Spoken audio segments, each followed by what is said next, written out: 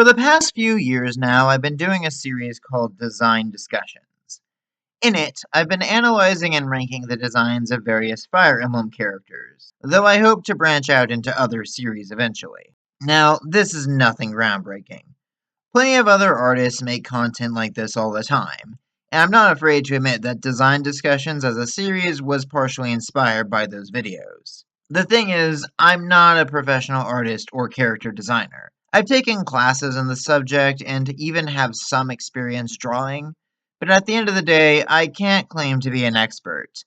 While I understand the basic principles of things like color theory, shape language, perspective, and so on, I'll concede that I don't have a trained eye for the finer nuances.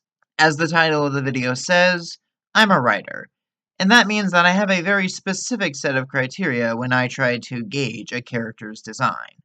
See, in the world of writing, we have a little thing called Chekhov's gun.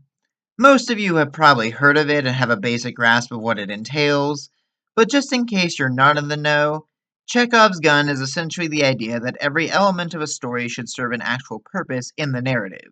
If you're describing a room and you go out of your way to write that there's a gun in that room, then ideally the gun should be used in some way.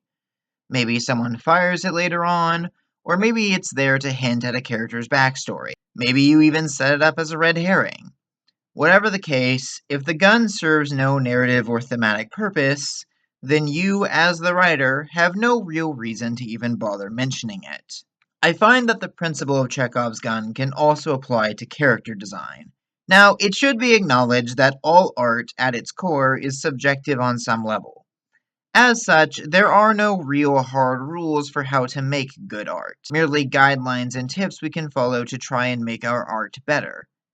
Even then, it's difficult to adhere to these guidelines literally all the time, and sometimes you might even want to intentionally veer away from them. Regardless, it is my firm belief that a good character design can communicate the story of a character it's attached to, even devoid of context. For example, you can usually tell at a glance that a character with scars is someone who has gone through some degree of hardship. Hiding a character's face is typically shorthand that they've got some deeper secret to conceal. The presence of armor or a weapon implies a readiness for battle. These sound rather obvious, yet you'd be surprised how many character designers tend to misunderstand these basic principles. Concord is perhaps one of the most infamous games to come out in recent memory. A live service title that flopped so hard it didn't even last half a year. There are many factors that attributed to Concord's failure, but one that many people point to is its lackluster character design. Now, I see some people giving rather vague criticisms about these designs, such as just being ugly or unappealing, but I don't really think complaints like these do the issue justice. The larger problem is that none of these designs really communicate much, if anything, about the characters they're attached to. I mean, this guy was apparently supposed to be the game's medic. But does anything about this attire scream healer to you? By contrast, healers in other games of the same genre are not remotely hard to identify.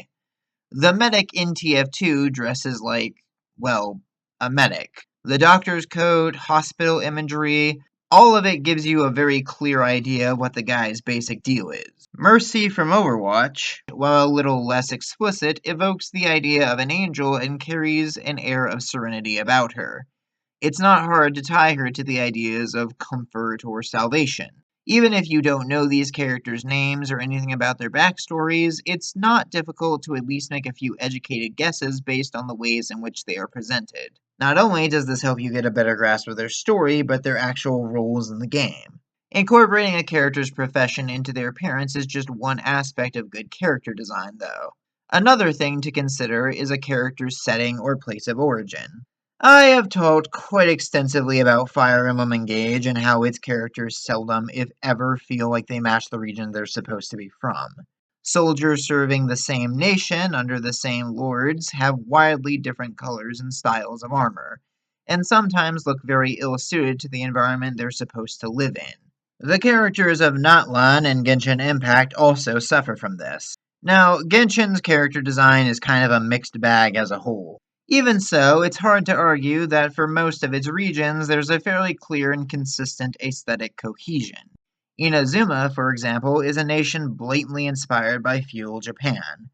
As such, most of the characters from Inazuma dress in a manner that matches the vibe. Samurai armor, kimonos, katanas, you get the gist. By that same metric, Fontaine boasts a lot of high fashion one would probably expect from a concept like steampunk France. Natlan, though, well, Natlan is sort of a mix of various cultures found throughout South and Central America, but the general vibe and aesthetic is all very tribal, literally. The people live in scattered tribes, mostly comprised of tents and wooden huts. On top of that, the people of Natlan live alongside fantasy dinosaurs called Saurians.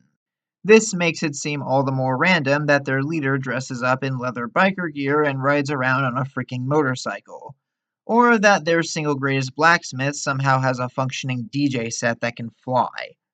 And that's not even addressing Kenichi's weird pixel gimmick. They clash so horribly with the rest of the region that they feel plucked straight out of another game entirely. Of course, if we're talking about gacha game designs, then we do inevitably have to address the elephant in the room that is fan service. It's no secret that a lot of games tend to lean on sex appeal as a way to draw in players, deliberately creating conventionally attractive characters and putting them in revealing outfits to draw the gaze of their target audience, particularly female characters. This approach is widely criticized for being sexist, objectifying, and oftentimes derivative, and I'm inclined to agree. Of course, fan service itself is not necessarily the problem, a point that defenders of this design philosophy are keen to ignore. There's nothing wrong with having sexy characters or even letting them show a bit of skin. The issue that I and several others have with this approach is more so that it detracts from or outright contradicts the characters themselves. For example, take Mithra of Xenoblade Chronicles 2. She is, frankly speaking, not a character who's keen to showing off her body. She attacks and insults Rex during a comedic misunderstanding in which she thinks he's trying to stare at her chest, treats Nia's compliment of her body with a rather casual indifference, and is notably miserable when she has to do a sexy dance for the whole party after losing a bet. In spite of that, Mithra's default outfit is clearly designed to show off a good bit of her body, with her legs wholly on display and even a prominent cleavage window. I have seen some people try to justify this by saying the gaps in her outfit are supposed to signify Mithra being incomplete. If you know, you know.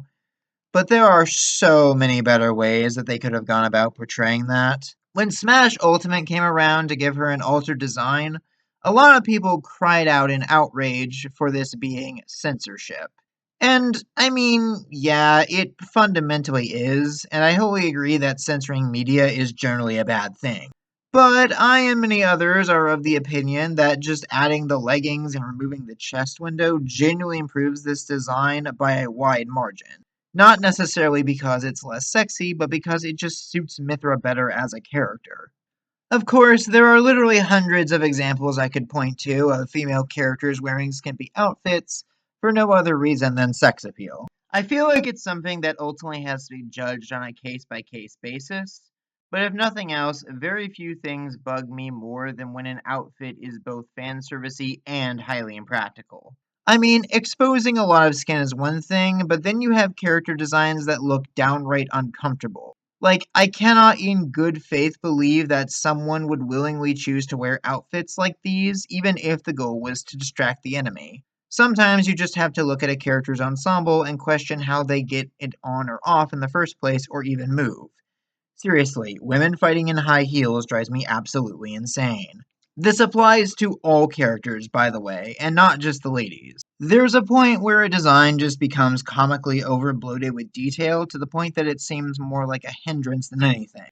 Just imagine yourself in some of these outfits for a moment and ask, would you seriously want to move around in something like this for any extended period of time? If no, then why would the characters whom such outfits are attached to? At the end of the day, character design is an extremely nuanced topic, and I acknowledge once again that it's not exactly my area of expertise. Even so, I don't think one needs to be an expert to understand the basics.